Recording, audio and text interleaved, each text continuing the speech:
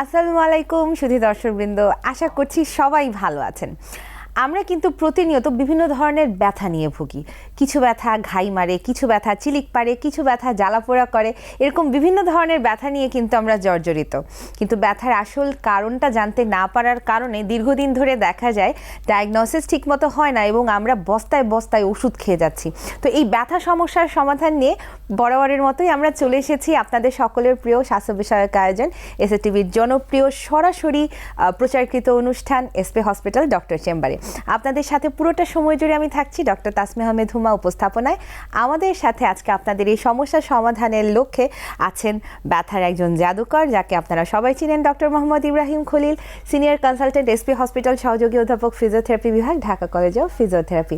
আমাদের আলোচনায় আপনারা অংশগ্রহণ করতে পারবেন নিচে স্ক্রলে দেখানো নম্বরে ডায়াল করে, এবং ডায়াল করার আগে চিন্তা করে টেলিভিশনের ভলিউমটি অফ করে নেবেন, না হলে তো কিন্তু কথা বলতে আমাদের অসুবিধা হয়ে যায়। চলে যাচ্ছি আলোচনায়।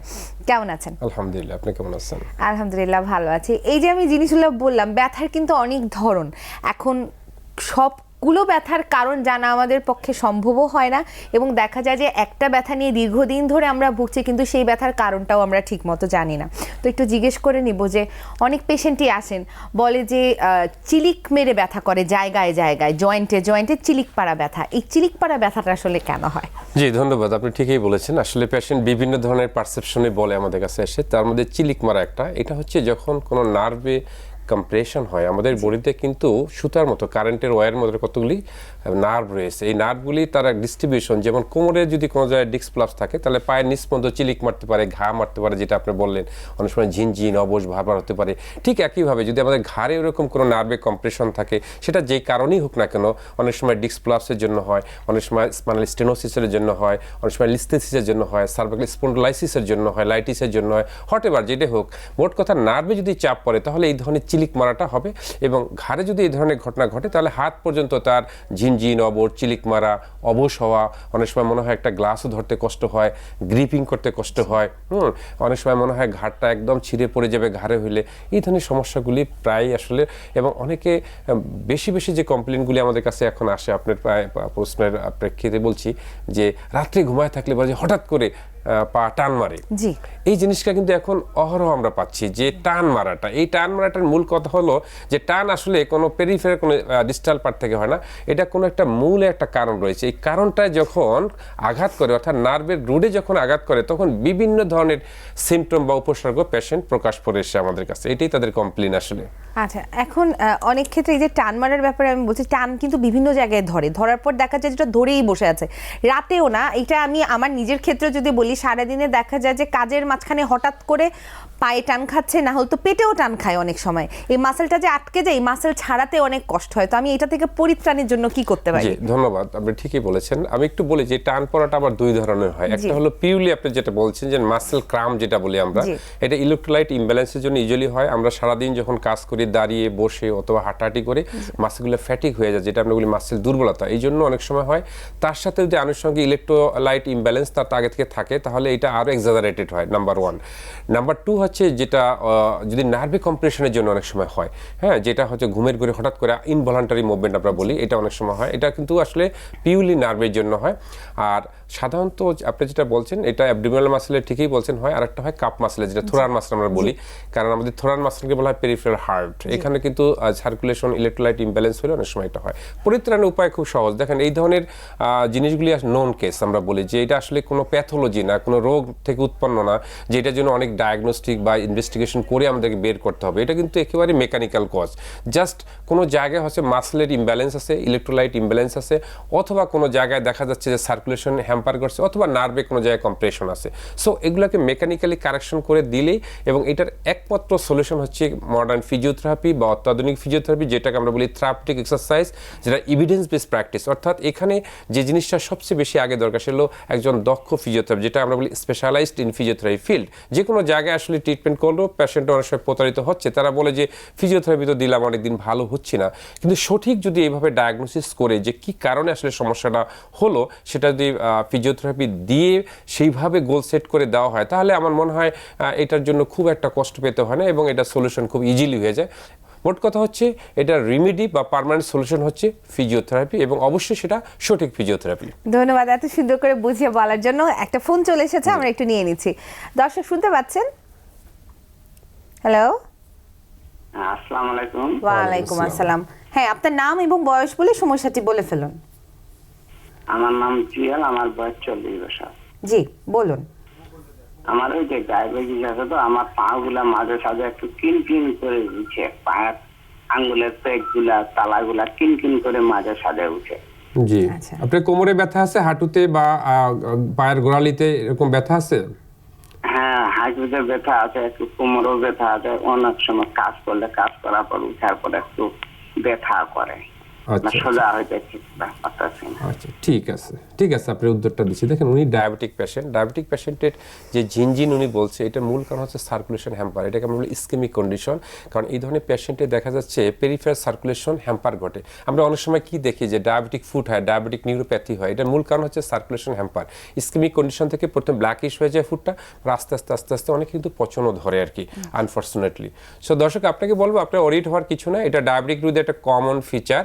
আপনি একজন বিশেষজ্ঞ ফিজিওথেরাপিস্টের সাথে যোগাযোগ করে আপনার যেটা ট্রিটমেন্ট হবে সেটা হলো পিওর ফিজিওথেরাপি। এখানে কিন্তু কোনো মেডিকেশন স্পেশালি এটার জন্য নাই। আপনি যে মেডিকেশন আসেন সেটা ঠিক আছে, আপনি ডায়াবেটিসের জন্য যে ঔষধগুলি খাচ্ছেন এটা চলবে, তার সাথে সাথে ফিজিওথেরাপি চলবে, এবং সেটা অবশ্যই সঠিক ফিজিওথেরাপিতে হতে হবে, যেটা আমরা আমাদের এসপি হসপিটালে আমরা ইনশাল্লাহ আল্লাহর রহমতে যে আমরা স্পেশাল কেয়ার, এই যে আপনার এই ফুড কেয়ারের জন্য বা ডায়াবেটিক পেশেন্টের জন্য আমরা দিয়ে থাকি। আপনি যদি কাছাকাছি কোনো ফিজিওথেরাপি এরকম হসপিটাল বা সেন্টার থাকে সেখানে নিতে পারেন, অথবা আমাদের এসপি হসপিটাল আসলেও আমরা আপনাকে হয়তো এই ব্যাপারে হেল্প করতে পারবো। ধন্যবাদ। আরো একটা ফোন চলে এসেছে, আমরা আরো একটা ফোন নিয়ে নিচ্ছি। হ্যালো দর্শক, শুনতে পাচ্ছেন? জি, আসসালামু আলাইকুম। ওয়ালাইকুম আসসালাম। আপনার নাম এবং বয়স বলে প্রশ্নটি করে ফেলুন। আমার নাম মেহেদি হাসান। জি, আমার বাসা যশোর। জি বলুন। জি, আমি 2017 সালে মালয়েশিয়ায় অবস্থান থাকার অবস্থায় আমি ব্যাডমিন্টন খেলা করার সময় আমার মাথায় ব্যথা পাই। পরে ওখানে এক ডাক্তারের শরণাপন্ন হই, এবং সেখান থেকে আমাকে মোটামুটি আমি সুস্থ। পরে আমি যখন দেশে কাম ব্যাক করি, এখন আমার 3 মাস 4 মাস পর পর হঠাৎ করে মাথায় মানে বাম সাইডে ব্যথা হয়, আবার আপনি সেরে যাই, মানে এটা পর্যায়ক্রমে হতেই আছে। পরে আমি এক ডাক্তারের শরণাপন্ন হলাম যশোরে। উনি আমাকে ড্যাপ্রোক্সিন, এনম্যাক্স এবং সেটলো নামে একটা ওষুধ আমাকে অ্যাপ্লাই করলো। এখন আমি সুস্থ, কিন্তু এটা আমার বারবার ফিরে আসে। ব্যথাটা কি কোমর থেকে পায়ের দিকে যায়? না, পায়ের দিকে যায় না, শুধুমাত্র মাথায়। আপনি কি কোনো ইনভেস্টিগেশন করেছেন, এমআরআই বা কোনো ধরনের টেস্ট করেছেন? না, আমার বয়স 33 অনলি। আচ্ছা, ডক্টর কি বলেছে? ডক্টর কোনো কিছু আপনাকে বলছে যে কি সমস্যাটা? না, ডক্টর এই বিষয়টা তো বলেন, আমাকে করেন আমাকে। আচ্ছা, ঠিক আছে, ধন্যবাদ। আপনার উত্তরটা দিচ্ছি। দেখেন, ওনার কিন্তু মালয়েশিয়া প্রবাসী, হয়তো অনেক হার্ড কাজ করেছে, অথবা কোনো ভারী জিনিস তুলতে যেটা হয়, অথবা আমাদের অনেক সময় দৈনন্দিন জীবনে গেস্টার পোষা ফরওয়ার্ডে বেন্ডিংয়ে কিন্তু এটা সাধারণত হয়ে থাকে। এখন দেখেন, আমরা সবসময় বলি যদি পেইনটা খুব নর্মাল হয় তাহলে কিন্তু মেডিকেশনে চলে যাওয়ার কথা, এবং বারবার কিন্তু আসার কথা না। এটা আমরা বলি রিকারেন্ট ইনজুরি। এই যে রিকারেন্ট বারবার হচ্ছে, এটার মূল কারণ হচ্ছে তার আসলে এটা নর্মাল কোনো ব্যথা না যে ঔষধ খাওয়ার পরে তার ব্যথাটা চলে গেল। এটা হচ্ছে মেকানিক্যাল কজ, এটাকে কারেকশন করতে হবে। কারেকশন না করলে ঔষধ খেলে যতদিন ঔষধ খায় একটু নামনেস হয়ে থাকে, অবশ হয়ে থাকে, তার ভালো লাগে কিন্তু ভালো হয় না। দর্শক, আপনাকে বলছি যে এই ধরনের ক্ষেত্রে আসলে এটাকে আমরা বলি মেকানিক্যাল পেন, এটা আসলে কারেকশন করতে হবে। এটা যদি আপনি সারা জীবন ঔষধ খেয়ে যান, আপনি কিন্তু আসলে ভালো হবেন না। কারণ হচ্ছে ঔষধে কি করে, আসলে ঔষধে করে ওই জায়গাটাকে নামনেস করে দেয়, অবশ করে দেয়। সাময়িক সময়ের জন্য আপনি ভালো থাকবেন, হয়তো কেউ 2 মাস ভালো থাকে, কেউ 4 মাস ভালো থাকে, কেউ স্টেরয়েড ইনজেকশন নেয় 6 মাস ভালো থাকে, কিন্তু এটা কোনো সলিউশন না। বরঞ্চ আপনি বারবার যদি এভাবে আপনি হতে থাকে আর ঔষধ খেতে থাকেন, আপনি কিডনি লিভারের উপর একটা বিশাল প্রভাব ফেলবে। আপনি সিম্পল, এটা ওরিড হওয়ার কিছু নেই। আপনি একজন বিশেষজ্ঞ ফিজিওথেরাপিস্ট দেখান, উনি ফিজিওথেরাপির ভিউ থেকে এটা ডায়াগনোসিস করে শুধু ফিজিওথেরাপি অ্যাপ্লাই করবে। তবে সবসময় আমরা একটা বার্তা দেওয়ার চেষ্টা করি, সেটা হচ্ছে যে অবশ্যই সেটা হতে হবে সঠিক ফিজিওথেরাপি। আপনি সঠিক ফিজিওথেরাপি নিলে অবশ্যই আপনি সমাধান সম্পূর্ণরূপে পাবেন, এবং আপনার আগামী দিনগুলি অনেক সুন্দর যাবে। ধন্যবাদ। ব্যাক টু ব্যাক আমাদের আরো ফোন চলে এসেছে, ভালোই লাগছে। আজকে আমাদের দর্শকরা আমাদের খুব প্রশ্ন করছেন, আমরাও অনেক কিছু জানতে পারছি। আরেকজন দর্শক চলে এসেছেন আমাদের সাথে, আমরা অ্যাড হয়ে যাচ্ছি। দর্শক শুনতে পাচ্ছেন আমাকে? হ্যাঁ, আপনার নাম এবং বয়স বলে প্রশ্নটি করুন। হ্যাঁ, আমরা শুনতে পাচ্ছি। হ্যাঁ, আমার এই যে হাতের কোপ দিতে ব্যথা, খালি রাত দিন 24 ঘন্টায় পুরা হাত একবার এই যে এই ঘাড় পর্যন্ত একবারে 24 ঘন্টায় একবারে জিলিক করে, আর রাত্রি বেশি। রাত্রি আমি ঘুমিয়ে করতে পারি না। রাত্রি সারা রাতি অনেক সময় হাঁটাহাঁটি করি খালি। আপনার ঘাড়ে ব্যথা আছে? হ্যাঁ, ঘাড়ে কোনো ব্যথা আছে? ঘাড়ে ঘাড়ে ব্যথা নাই, মানে হাতে ব্যথা? হাতে। আপনি কি কাজ করেন? হ্যাঁ আপনি কি কাজ করেন? হ্যাঁ, হাতের কোনো কাজ করেন? কৃষি কাজ। কৃষি কাজ করেন? কৃষি কাজ। আচ্ছা, আপনার ওই জায়গায় খুব ব্যথা হয় রাত্রেবেলা হয় না সারাদিন হয়? কৃষি কাজ করি আমি। হ্যাঁ, আচ্ছা আপনি ঠিক আছে। টেলিভিশনের ভলিউমটি অফ করে নিলে সুবিধা হতো। সারাদিন একটু কমই থাকে, রাত্রি বেশি, খুবই বেশি। আচ্ছা ঠিক আছে, মানে বলছি। খালি দিলিক, একবার দিলে কারেন্টের দিলিকের মতন, মানে সহ্য করতে হ্যাঁ, হয় না। ঝিলিকের মতো হচ্ছে। জি ঠিক আছে। সারা রাত কোনোদিন 1 মিনিটও ঘুমায় না, রাস্তায় হাঁটাহাঁটি করি। আচ্ছা ঠিক আছে, আপনি উত্তরটা দিচ্ছি। জি। দেখেন খুব সিম্পল, উনি তো প্রচুর কাজ করে, কৃষক মানুষ, অনেক কাজ করতে হয়, অনেক মুভমেন্ট হয়। এখানে যেটা হয় আমাদের রিস্ট জয়েন্টে, যে উনি বলছে কবজিতে ব্যথা, এখানে একটা মিডিয়ান নার্ভ আছে, উপরে আমরা বলি ফ্লেক্সর রেটিনাকুলাম, এটা দিয়ে প্রেসার দিয়ে রাখে, তখন এই ব্যথাটা হয়। অনেক সময় যেটা আপনি আগে বলছেন ঝিলিক মারা, জিনজিন করা, এই জিনিসগুলি হয়। কারণ হচ্ছে যে নার্ভে যত প্রেসার লাগবে তত ব্যথা হবে। এখন ওনার রেস্টিং এ পেইনটা বেশি, অর্থাৎ রাত্রেবেলা যখন শুয়ে থাকে তখন ব্যথাটা বেশি হয়। কারণ দিনের বেলা কিন্তু সার্কুলেশন হয়, মুভমেন্ট হয়, রাত্রেবেলা হয় কি পেইন এলিমেন্টগুলি অ্যাকুমুলেট হয়ে ওই জায়গায় জমা হয়। তখন যেহেতু মুভমেন্ট হয় না, ব্যথাটা এক জায়গায় জমে থাকে, তখন ব্যথার পরিমাণটা অনেক তীব্র হয়। দর্শক, আপনাকে বলছি যে আপনার এটা নিয়ে ওরিড হওয়ার কিছু নাই। আপনার মূল সমাধান হচ্ছে ফিজিওথেরাপি। এখানে কিন্তু কোনো ঔষধে কোনো খুব একটা কাজ হবে না, কারণ যেহেতু আপনার এই ব্যথাটা দীর্ঘদিনের এবং রাত্রেবেলা খুব আপনাকে কষ্ট দেয়, আপনি একজন বিশেষজ্ঞ ফিজিওথেরাপিস্টের শরণাপন্ন হয়ে শুধু ফিজিওথেরাপি গ্রহণ করুন। আশা করি 2 থেকে 3 সপ্তাহ যদি আপনি নর্মাল ফিজিওথেরাপি গ্রহণ করেন, তাহলে এ থেকে সম্পূর্ণ উত্তরণ সম্ভব। ধন্যবাদ। ধন্যবাদ। একটা বিরতির সময় হয়ে গেছে, আমি একটা বিরতি নিয়ে নিয়েছি। সে দর্শক, আপনাদের স্বতঃস্ফূর্ত অংশগ্রহণ কিন্তু আমাদেরকে খুব ভালো লাগছে। আলোচনায় আমরা একটা মানে লাইভ পাচ্ছি। আপনারা আমাদের সাথে থাকবেন, অনুষ্ঠানের দিকে চোখ রাখুন। একটা ছোট্ট বিরতির পর আমরা আবার ফিরে আসবো এসপি হসপিটাল ডক্টর চেম্বারে।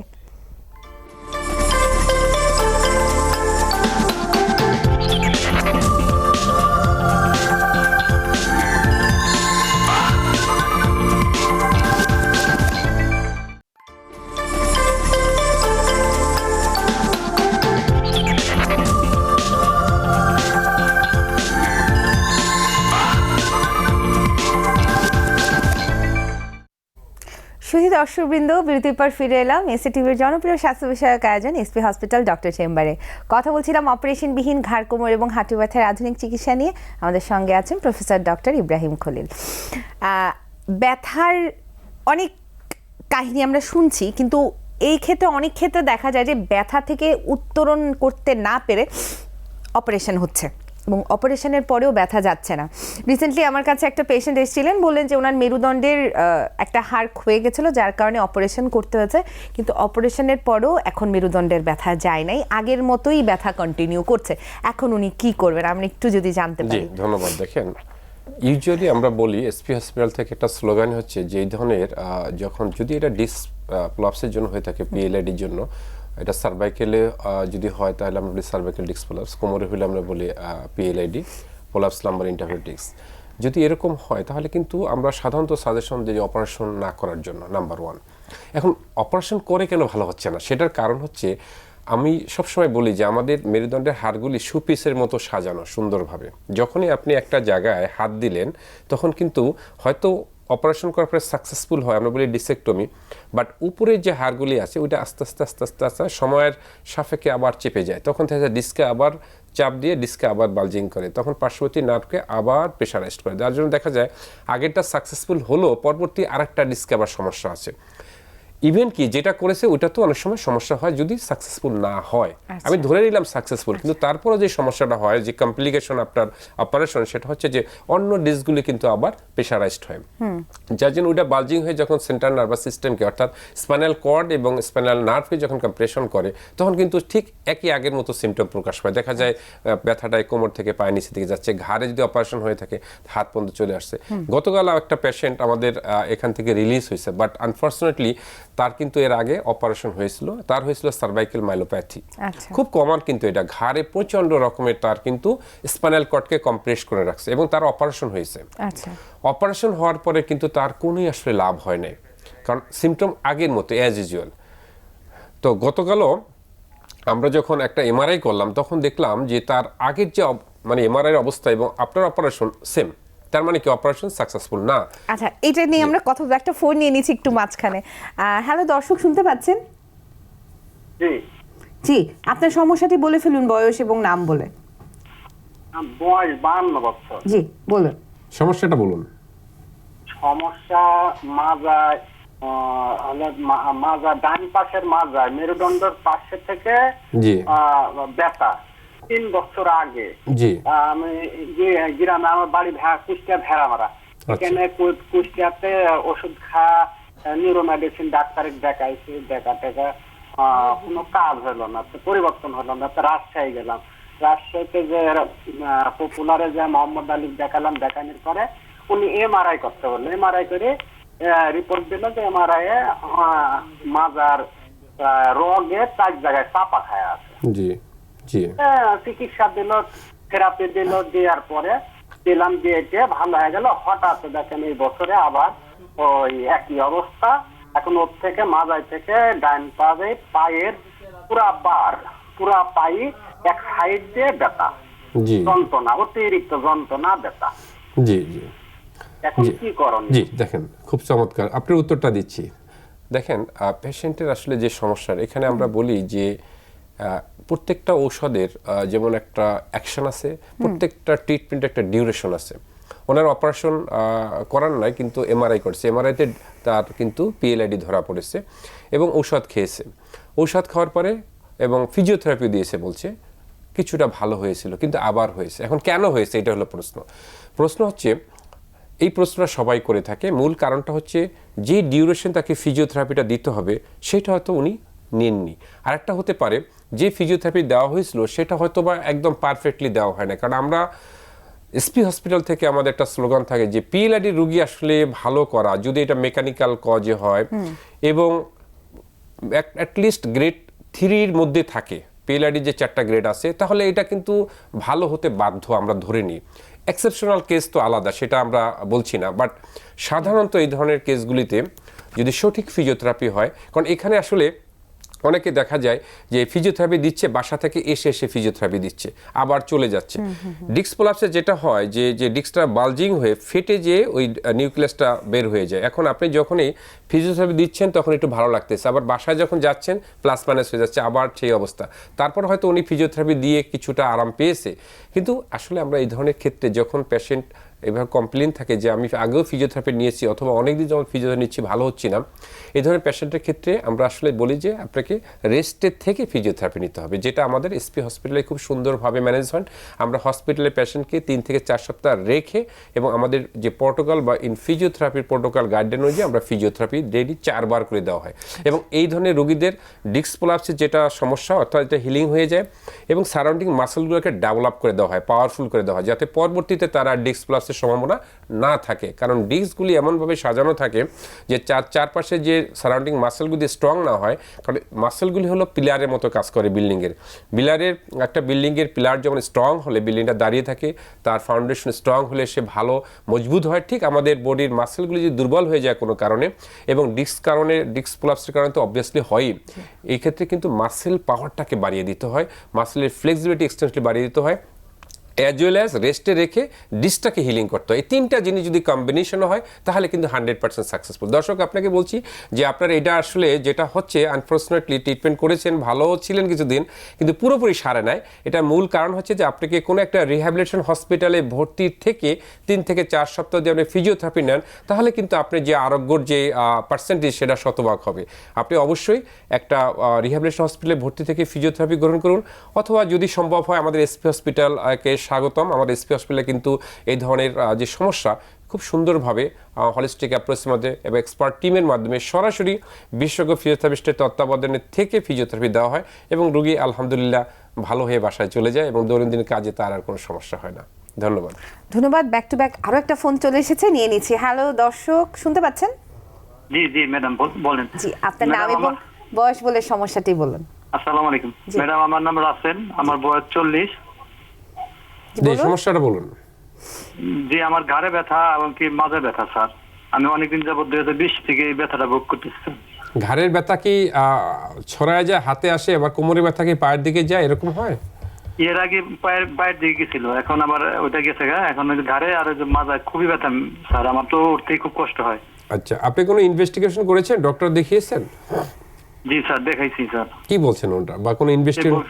সে বলছে স্যার যে আমাকে থেরাপি নিতে বলছে, আমি ভয়ে ছুটে নিই নেই থেরাপি, কি করবো কি না কি হয়। আচ্ছা, কোনো টেস্ট করেছেন? জি জি, হাড় বলে বাঁকা আছে, আমার মাথার হাড় বলে বাঁকা আছে। এমআরআই করিয়েছেন? আমি যে এমআরআই করাইছিলাম জি স্যার। আচ্ছা আচ্ছা, কিন্তু আপনার এখন যে সমস্যাটা, আপনি কি এখন হাতের ব্যথা আসে ঘাট থেকে? ঘাড়ে ব্যথা আছে, অল টাইম সবসময় ব্যথা থাকে, এবং কি মাথায়ও ব্যথা থাকে। আপনি কি কাজ করেন? আমি যে শিক্ষকতা করি স্যার একটা হাই স্কুলে, বেসরকারি হাই স্কুলে। ঠিক আছে, আপনি উত্তরটা দিচ্ছি।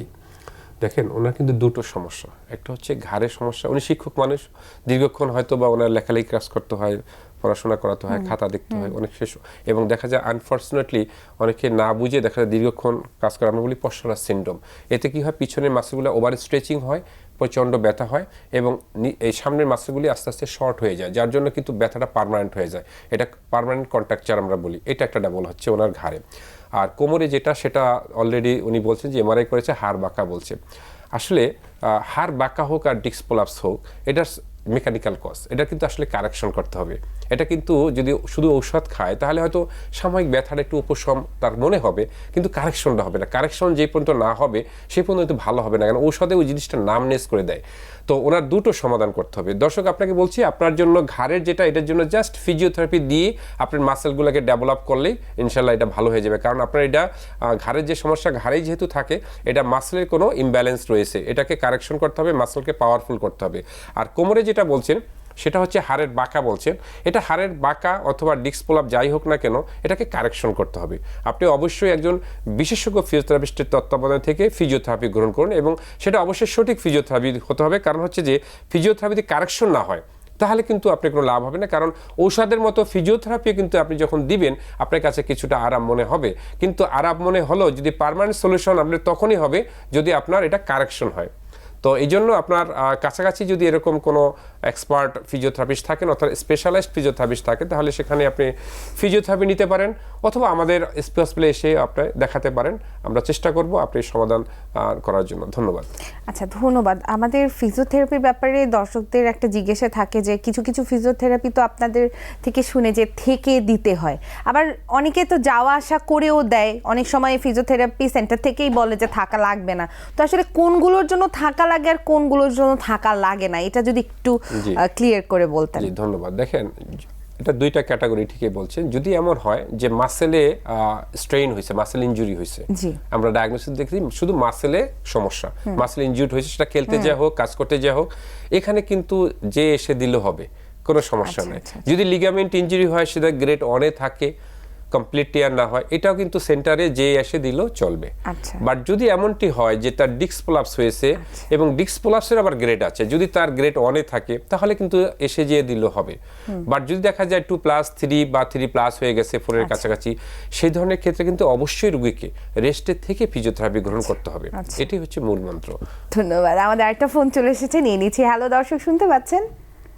হ্যালো। হ্যালো, আসসালামু আলাইকুম। জি, ওয়ালাইকুম আসসালাম। আপনার নাম এবং বয়স বলে প্রশ্নটি করুন। আমার নাম আব্দুল রশিদ, আমি ঢাকা মিরপুর 14 থেকে বলছিলাম। জি, বলুন। আমার বয়স 63 ইয়ার্স। জি। আমার এই হাঁটুতে, ডান হাঁটুতে ব্যথা, জি। বসতে গেলে, বিশেষ করে নামাজ পড়তে গেলে বা বাথরুমে বসতে গেলে বেশি ব্যথা লাগে। হাঁটতে গেলে কোনো ব্যথা নাই, জি। বা সিঁড়িতে উঠতে গেলে ব্যথা নেই, নামতে গেলে ব্যথা নেই, কিন্তু পাটা, ডান পাটা ভাঁজ করলে বা নামাজে পড়তে গেলে ভাঁজ করলে বেশ ব্যথা লাগে, এবং বাথরুমে গেলে, বাথরুমে বসতে গেলে প্রচন্ড ব্যথা লাগে ডান পায়ে, হাঁটুতে। আমি ডাক্তার দেখিয়েছিলাম এই যে ইউনিভার্সাল মেডিকেলে, অর্থোপেডিক্সে হেড অফ দ্য ডিপার্টমেন্টের ডাক্তার খালিকুজ্জামান বিপুরের কাছে। উনি আমাকে ওষুধ দিচ্ছিল, বনিজেন ট্যাবলেট একটা করে 1 মাস, তারপরে মিলন 12.5 mg, আর একটা আর দিচ্ছিল ইডোপেন 2 বেলা। জি জি।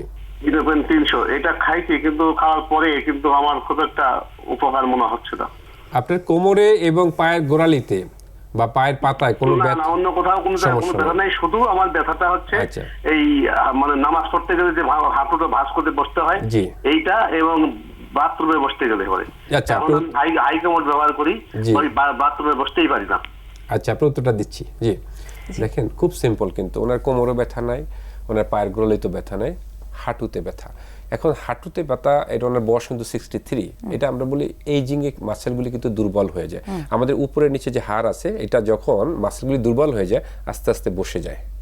যখন বসে যায় ভিতরে অনেকগুলি নরম জিনিস আছে, আমরা কার্টিলেজ বলি, মিনিসকাস বলি, লিগামেন্ট বলি, সাইনাল ফ্লুইড, ক্যাপসুল, বার্সা, ফ্যাসা, এগুলো কিন্তু প্রেশারাইজড করে।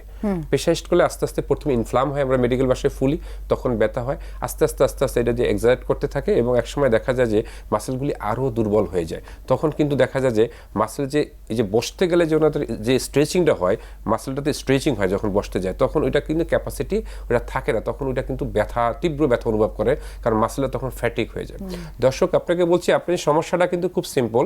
এখানে যেটা হয়, এজিং তো একটা ফ্যাক্টর আছে, তবুও আমরা 63 ইয়ার্স এটাকে কোনো এজ বলবো না এখন, কারণ আমাদের এখন আলহামদুলিল্লাহ যে গড় আয়ু 72 ইয়ার্স। বাট যেটা হচ্ছে যে এজিং এর এই ফ্যাক্টরটার সাথে সাথে হচ্ছে যে আপনার মাসেলগুলি একটু দুর্বল আছে, যার জন্য মাসেলের পাওয়ারটা বাড়াতে হবে। কারণ মাসেলের পাওয়ার না বাড়ালে আমাদের যে হ্যামস্ট্রি এবং কোয়াড্রিসেপস মাসেল আমাদের রয়েছে হাঁটুতে, এরা কিন্তু যে আপনার ভারসাম্য এটা ধরে রাখতে পারছে না, এবং আপনি যখন বসেন তখন বিশেষ করে কোয়াড্রিসেপস মাসেলটা স্ট্রেচিং হয়।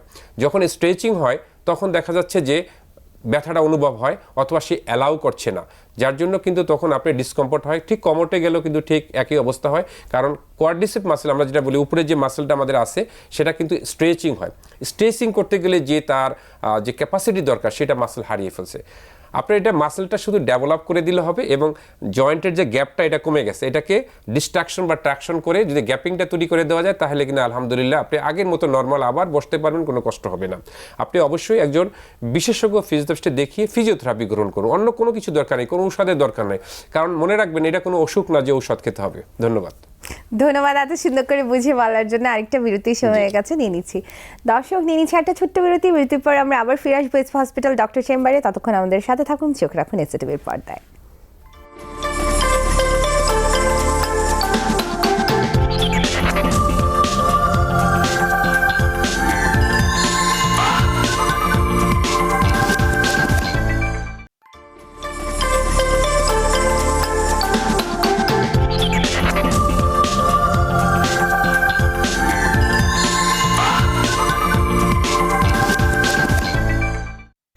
শুধু দর্শকবৃন্দ, বিরতির পর ফিরে এলাম এসিটিভির জনপ্রিয় স্বাস্থ্য বিষয়ক আয়োজন এসপি হসপিটাল ডক্টর চেম্বারে। কথা বলছিলাম অপারেশনবিহীন ঘাড়, কোমর এবং হাঁটু ব্যথার আধুনিক চিকিৎসা নিয়ে।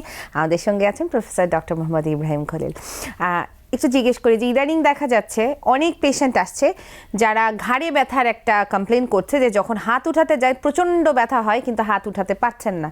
তো এই সমস্যার সমাধানটা কি করে করা যায়? আগে দেখা যেত বয়স্কদের মধ্যে, এখন কিন্তু যে কোনো বয়সে এই সমস্যাটা খুব দেখা দিচ্ছে।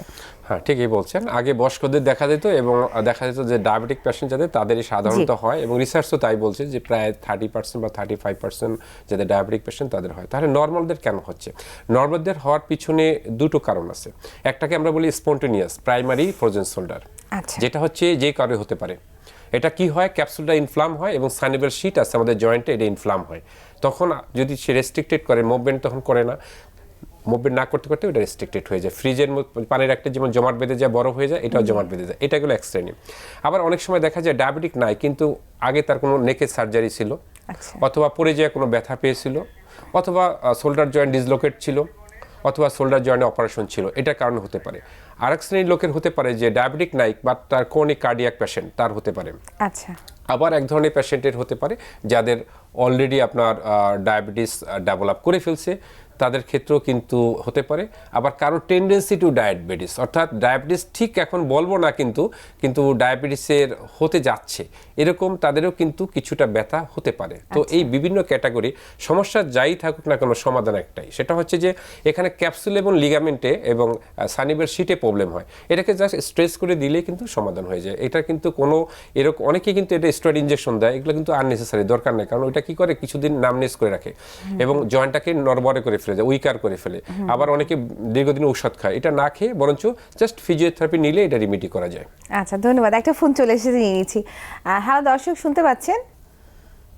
হ্যালো দর্শক, শুনতে পাচ্ছেন? ডক্টর চেম্বারে। জি জি হ্যালো।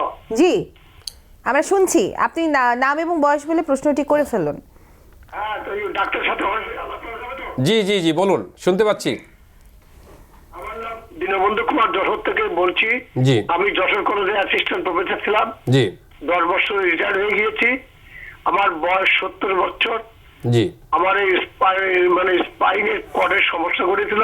জি তার এই ঢাকা মেডিকেলে নিউরোলজি সার্জন জিকো স্যার আমাকে এই গলায় আর স্পাইনের 3 জায়গায় অপারেশন করেছেন। আচ্ছা আচ্ছা। কিন্তু অপারেশন করার পর জি এদিকে এখনো কিন্তু আমি ওই হাঁটতে গেলে কিন্তু ওই সামান্য একটু কোনো ঢুল লাগলে কিন্তু দূর পড়ে যায়, এরকম 9 বার পড়া গেছি আচ্ছা আচ্ছা আচ্ছা। অপারেশন করার পর। আমি এখন পুরো সুস্থ না। জি জি জি এখন সাজেশনটা কি? জি জি আপনার উত্তরটা দিচ্ছি। দেখেন, উনি অপারেশন করার পরে অপারেশন হয়তো সাকসেসফুল, কিন্তু এখন দুর্বলতা রয়েছে। তার মানে ওনার কিন্তু সঠিক পোস্ট অপারেটিভ যে ফিজিওথেরাপি বলছি এটা হয় না, যার জন্য এই সমস্যা। দর্শক, আপনাকে বলছি যে আপনি অপারেশন যা হয়েছে আলহামদুলিল্লাহ, বাট এখন যেটা আপনার দরকার মাসেলগুলোকে ডেভেলপ করা, যেটা ফিজিওথেরাপির মাধ্যমে দেওয়া হয় আপনার ঘাড়ে, কোমরে এবং পুরো বডির যে বডি ফিটনেস আমরা যেটা বলি সেটাকে আনয়ন করতে হবে, মাসেলের পাওয়ার বাড়াতে হবে। এই মাসেলের পাওয়ার বাড়ানোর জন্য আপনার ফিজিওথেরাপি দরকার। এটা কিন্তু কোনো মেডিসিনে মাসেলের পাওয়ার বাড়বে না।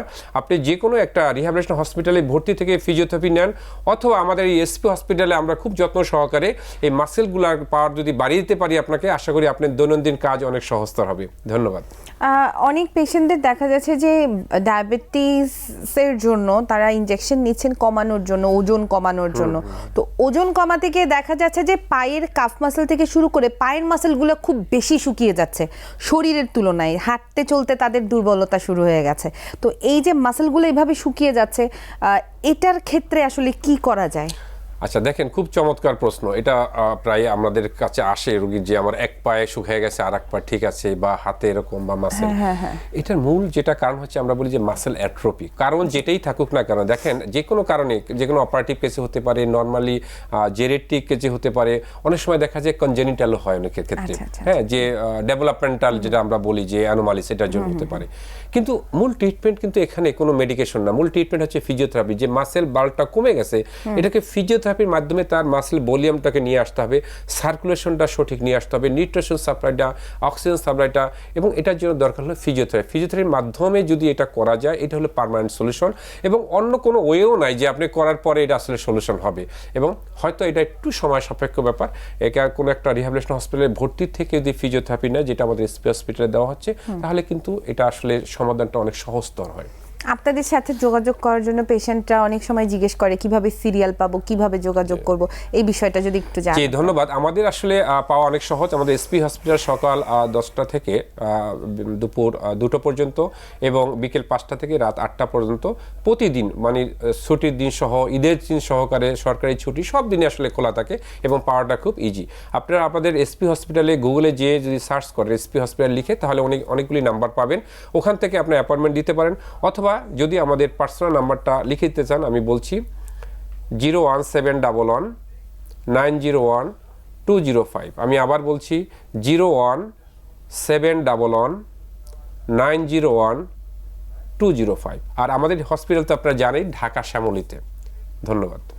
ধন্যবাদ আসলে এত সুন্দর একটা আলোচনা উপহার দেওয়ার জন্য। আজকের মতো বিদায় নিয়ে নিব। আমাদের সাথে থাকার জন্য অনেক ধন্যবাদ আপনাকেও।